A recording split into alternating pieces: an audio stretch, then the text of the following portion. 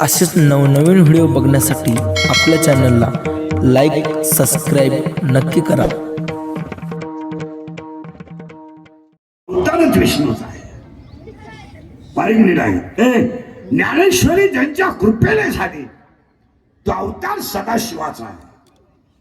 ज्ञानेश्वरी ज्यांच्या मुखातून बाहेर पडली तो अवतार विष्णूचा आहे. ज्ञानेश्वरी ज्यांच्या समोर सांगितली तो अवतार साक्षात ब्रह्मदेव सोपान काका आहे. आणि ज्ञानेश्वरी ज्यांच्या समोर सांगितली ती आदिशक्ती मुक्ताबाई आहे.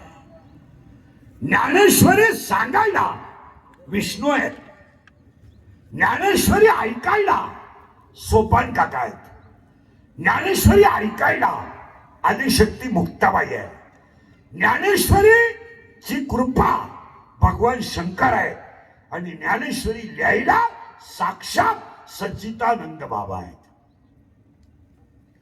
सच्चिदानंद बाबा लिहितात, भगवान निवृत्ती दादा कृपा करतात, माऊली सांगतात आणि काका आणि मुक्ताबाई ऐकते. म्हणून तिला ज्ञानेश्वरी बस एकच वाक्य आहे का, ज्ञानेश्वरी हा ग्रंथ नाही आहे, ग्रंथ नाही आहे. ज्ञानेश्वरी हा ग्रंथ नाही आहे.